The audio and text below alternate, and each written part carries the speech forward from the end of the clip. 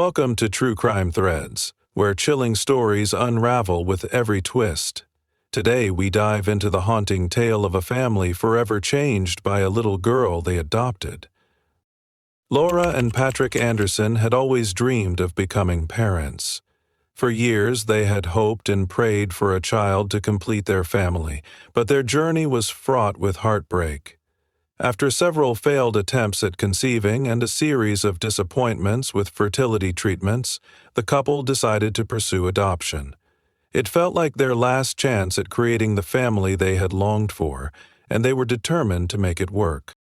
When they met Sophie, a 7-year-old girl with wide, innocent eyes and a shy demeanor, they were immediately captivated. Sophie seemed to embody everything they had hoped for in a child. She was quiet but observant, with a sweet smile that melted their hearts. The adoption process was remarkably smooth, and before they knew it, Sophie was officially a part of their family. For Laura and Patrick, it felt like their prayers had finally been answered. The first few weeks were a whirlwind of adjustments and excitement. Laura poured her heart into creating the perfect space for Sophie, decorating her bedroom with soft pastel colors, stuffed animals, and fairy tale-themed bedding. She wanted Sophie to feel safe and loved, to know that this was her forever home. Patrick, meanwhile, took a more hands-on approach. He enjoyed teaching Sophie small tasks, like watering the garden and fixing small things around the house. These simple moments felt like the beginning of a beautiful new chapter for the Andersons. At first, everything seemed to fall into place effortlessly. Sophie adjusted quickly to her new surroundings, showing gratitude for her new home and the love she was given. She always said please and thank you, making Laura and Patrick feel reassured in their decision. The house was filled with laughter as the three of them spent time playing board games, baking cookies, and sharing stories before bedtime. It seemed like the picture-perfect family they had always imagined. But as the days turned into weeks, subtle changes began to unsettle Laura. She started noticing little oddities around the house, items that would go missing and later reappear in strange places. One evening, a family photo was found lying face down on the mantel. When Laura asked Sophie if she had touched it, Sophie quietly shook her head, her wide eyes giving nothing away. Laura brushed it off, convincing herself that it was her imagination. However, the peculiarities didn't stop. Some nights, Laura would wake up to the faint sound of whispers, soft and unintelligible, coming from Sophie's room. When she went to check, she would find Sophie sound asleep, her small frame curled up under the blankets.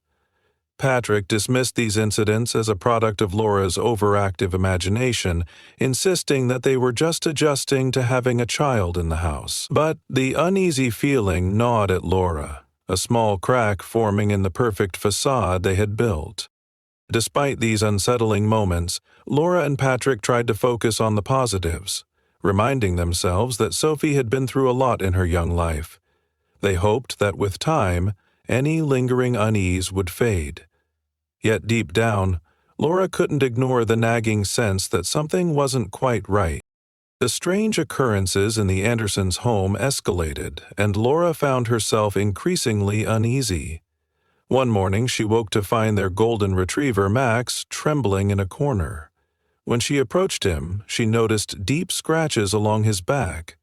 Max was usually a lively and friendly dog, but now he recoiled when anyone came near. Laura's heart sank. She couldn't understand how it had happened. Sophie claimed she didn't know, saying she'd been playing in her room. Though her tone was calm, the way her eyes lingered on Laura felt unsettling. As days passed, Laura started observing Sophie's behavior more closely. Sophie often retreated to her room, shutting the door behind her. Laura initially thought it was her way of adjusting, a need for space in her new home. But what Laura found during one of her cleaning routines changed everything. Tucked away in the corner of Sophie's desk were drawings. Dark, chilling images of shadowy figures standing over houses engulfed in flames. Among them were crude, childlike depictions of crying faces, their tears forming puddles beneath them. The images felt far too intense for a girl of Sophie's age. Laura wanted to believe it was just an outlet for processing emotions, but something about the drawings disturbed her deeply. She showed them to Patrick, but he was quick to dismiss her concerns. He assured her it was a phase, a way for Sophie to work through her trauma. "She's been through a lot, Laura," he reminded her, his tone filled with patience. Laura nodded, but the nagging discomfort in her chest only grew. She started to keep the drawings to herself, hoping to gather more evidence before pushing the matter further. The couple continued to involve Sophie in family activities, trying to bring a sense of normalcy. They invited her to bake cookies in the kitchen and join them for movie nights in the living room.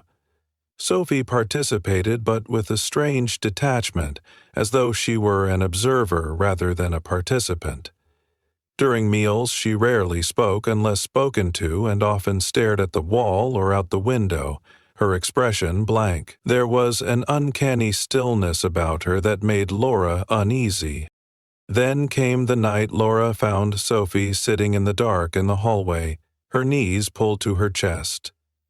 Sophie wasn't crying or upset, she was simply staring at the far end of the corridor. When Laura asked what she was doing, Sophie responded in a monotone voice, "Listening." Listening to what? Laura didn't know. Patrick dismissed the incident as sleepwalking, but Laura's doubts were growing too strong to ignore. One evening, after Sophie had gone to bed, Laura decided to search her room for anything that might help her understand the behavior. Beneath Sophie's bed, she discovered a small journal. Its pages were filled with drawings even more disturbing than the ones she'd seen before. Among them were images of their house, with scribbled flames around it and crude stick figures labeled Mom and Dad, crossed out with thick black lines. Scrawled across multiple pages were the words, "They will burn," repeated over and over in uneven handwriting. Laura was frozen in fear. She didn't know what to make of it. She debated whether to tell Patrick, but ultimately decided against it, afraid of what his reaction might be. Instead, she hid the journal, hoping it would provide answers later. That night, as she lay in bed, Laura couldn't sleep. Her mind raced with questions about who Sophie really was and what she might be hiding. The Andersons' home, once a place of joy and laughter, had become a setting of unease and fear. The peculiar incidents that started as minor oddities had now turned malicious. It began with Patrick's car brakes failing unexpectedly. On his way home from work one evening, Patrick approached an intersection and realized he couldn't stop the car. Panic gripped him as he narrowly avoided a collision by veering into a ditch. Thankfully, he escaped unharmed, but the mechanic later informed him that the brake lines had been deliberately cut. Patrick was bewildered. He couldn't fathom who would do such a thing or why anyone would target him. Laura was deeply shaken when Patrick recounted the incident. Her unease about Sophie intensified, but she hesitated to voice her suspicions. She didn't want to accuse a child without evidence, and part of her still hoped there was an innocent explanation for everything. However, her hope began to dwindle when a fire broke out in their kitchen a week later. The fire started in the middle of the night. Laura and Patrick were jolted awake by the piercing sound of the smoke alarm. Rushing downstairs, they found the kitchen engulfed in flames. The fire department arrived just in time to prevent the blaze from consuming the entire house, but the damage was extensive. The fire marshal determined that the fire had been started intentionally, and Laura's stomach churned. That night, Sophie had been the only one awake, sitting quietly in the living room while the fire spread. When asked what happened, Sophie simply said she didn't know, her expression unreadable. Patrick began to share Laura's growing doubts, though neither of them voiced their fears aloud. Instead, they became more cautious, watching Sophie's every move while trying to maintain a facade of normalcy. Sophie, however, seemed unfazed by the tension in the house. She continued her daily routine as if nothing had changed, her behavior eerily calm in the face of the chaos surrounding them. The neighbors began to notice the turmoil in the Andersons' lives. People whispered about the strange happenings at their home, with some claiming to have seen Sophie wandering the streets late at night. One neighbor reported finding small mutilated animals near their property and hinted that Sophie might be involved. The rumors spread quickly, and soon the Andersons felt the weight of their community's suspicion. Laura installed a security camera in Sophie's room, desperate for answers. She hoped the footage would reveal something, anything, that could explain the unsettling events. What she found only deepened her fear. Reviewing the recordings, Laura saw Sophie sitting upright in her bed late at night, staring directly into the camera lens.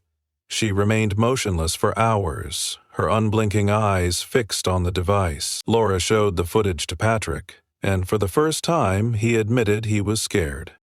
Despite their growing fear, the Andersons felt trapped. They couldn't simply give Sophie back, and they didn't want to risk drawing further attention by involving the authorities. They convinced themselves that they needed to gather more evidence before taking action. But deep down, Laura and Patrick knew their home was no longer safe. The turning point came when Laura found Sophie standing at the edge of their backyard, staring at a small pile of ashes. When asked what she was doing, Sophie replied, "It's just beginning," in a voice that sent chills down Laura's spine. From that moment on, Laura knew that whatever had entered their home the day they adopted Sophie was far darker than anything she had imagined. The Andersons' unease spiraled into full-blown fear as the incidents in their home escalated into something they could no longer rationalize. Laura, who had been trying to hold on to some semblance of control, felt her grip slipping. Sophie's chilling behaviors grew bolder and more unsettling, leaving Laura and Patrick walking on eggshells, afraid of what might happen next. One night, Laura was jolted awake by a loud noise echoing through the house. She nudged Patrick, who reluctantly got up to investigate. Moments later, she heard his panicked voice calling her name. Laura rushed downstairs to find the living room in disarray. Furniture was overturned, picture frames shattered, and the walls were marked with deep gouges, as though someone had clawed at them. In the center of the chaos stood Sophie, holding a knife she had taken from the kitchen. She wasn't threatening anyone. Instead, she simply stood there, staring at the blade as if transfixed. When Laura and Patrick cautiously approached her, Sophie dropped the knife and walked back to her room without a word. They stood frozen, too stunned to speak. Patrick locked the knife away that night, but the sight of Sophie in the center of the destruction haunted them both. Determined to uncover the truth, Laura began researching Sophie's past. She reached out to the adoption agency, hoping for any information that might shed light on Sophie's behavior. What she discovered was both shocking and terrifying. Sophie's birth mother had been institutionalized for severe mental health issues after a series of violent incidents. There were no records of Sophie's biological father, but the agency files hinted at troubling circumstances surrounding Sophie's early childhood. The adoption agency had downplayed these details, presenting Sophie as a child in need of love and stability, omitting the darker aspects of her history. Armed with this new information, Laura confronted Patrick, who was equally horrified. They felt betrayed by the agency, but more than that, they felt unprepared to handle the situation they were now facing. Sophie wasn't just a troubled child. She was someone with a deeply ingrained darkness they couldn't ignore. One afternoon, while Patrick was at work, Laura decided to confront Sophie directly. She entered Sophie's room and found her sitting on the floor, surrounded by the same chilling drawings Laura had discovered earlier. This time, however, they were even more disturbing. One drawing depicted Laura and Patrick lying in bed with red X's drawn over their eyes. Another, when Laura asked Sophie why she drew these images, Sophie looked up at her with an unsettling calm and said, "Because it will happen." Her voice was devoid of emotion, her eyes dark and unblinking. Laura felt a chill run down her spine. She backed out of the room, locking the door behind her, unsure of what else to do. That night, Patrick installed additional locks on their bedroom door and reinforced the windows. They felt like prisoners in their own home, constantly on edge, waiting for something terrible to happen. Sophie, however, seemed completely unfazed by their growing paranoia. She continued her strange behaviors, her presence a constant reminder of the tension that now consumed their lives. Laura and Patrick tried to seek help, but every avenue they pursued seemed to lead to dead ends. Therapists and counselors dismissed their concerns as exaggerated, suggesting they were projecting their fears onto Sophie. Friends and neighbors began distancing themselves, unwilling to get involved in what they perceived as a family matter. As the days passed, the Andersons realized they were entirely alone in dealing with the nightmare that had entered their lives. Sophie's presence was no longer just unsettling, it was a looming threat they couldn't escape, and they were running out of options to protect themselves. The tension in the Andersons' home reached a breaking point. Every night felt like a ticking time bomb, with Laura and Patrick bracing for the inevitable. They barely slept, taking turns staying awake to monitor Sophie's movements. The locks on their bedroom door became their only sense of security, though it did little to ease the growing fear that consumed them. Sophie, however, remained eerily calm, her presence in the house like a shadow that loomed over their every waking moment. One fateful night, the terror they had been dreading finally unfolded. Laura woke suddenly to the sound of footsteps just outside their bedroom door. Her heart raced as she nudged Patrick awake. The footsteps stopped, and for a moment there was silence. Then, the sound of metal scraping against the door broke the stillness. Patrick rushed to the door, pushing against it as the handle jiggled violently. Laura grabbed her phone, trembling as she dialed 911. The seconds felt like hours as the commotion outside their door intensified. Sophie's voice, low and chilling, pierced the air. "You can't hide forever," she whispered, her tone devoid of emotion. Laura clutched the phone, pleading with the emergency dispatcher to send help immediately. Patrick held the door shut with all his strength, but the relentless scraping continued. Suddenly, the noise stopped. The silence that followed was almost more unnerving than the chaos.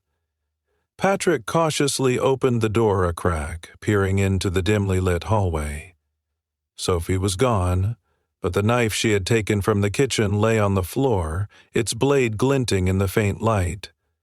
Patrick quickly locked the door again, unwilling to take any chances. When the police arrived, Sophie was nowhere to be found. The officers searched the house and the surrounding area but came up empty-handed. Laura and Patrick explained everything from the disturbing incidents to Sophie's drawings and her escalating behavior. The officers took their statements but seemed skeptical. Without concrete evidence of a crime, there was little they could do. They advised the Andersons to stay vigilant and left, leaving Laura and Patrick feeling more isolated than ever. The next morning, they found Sophie sitting on the front porch, her clothes disheveled and her feet bare. She acted as though nothing had happened, greeting them with a soft "good morning," as if the previous night had been a figment of their imagination. Laura and Patrick were at a loss. They realized they could no longer ignore the danger Sophie posed, but they were trapped in a situation with no clear solution. Desperate, Laura contacted the adoption agency again, demanding answers. The agency's representatives were evasive, insisting they had provided all the necessary information during the adoption process. Frustrated and frightened, Laura and Patrick decided to seek legal advice about the possibility of reversing the adoption. It was a heart-wrenching decision, but they saw no other way to protect themselves. Before they could act, however, the final tragedy struck. One evening, while Patrick was working late, Laura went to check on Sophie and found her room empty. Panicked, she searched the house, calling out Sophie's name. The faint smell of smoke reached her nose and she ran to the basement. Flames were already licking at the walls, spreading rapidly. Sophie stood in the middle of the chaos, staring into the fire with an eerie calm. Laura screamed for her to move, but Sophie didn't budge. The fire consumed the basement faster than Laura could react, forcing her to flee. She barely escaped the house as it was engulfed in flames. Patrick arrived just in time to see the inferno, his face a mask of horror. In the aftermath, there was no sign of Sophie. The authorities classified her as missing, but Laura and Patrick knew the truth. Sophie hadn't disappeared. She had left them with a nightmare they would never escape. The scars of what happened remained, a haunting reminder of the little girl who had come into their lives and torn it apart.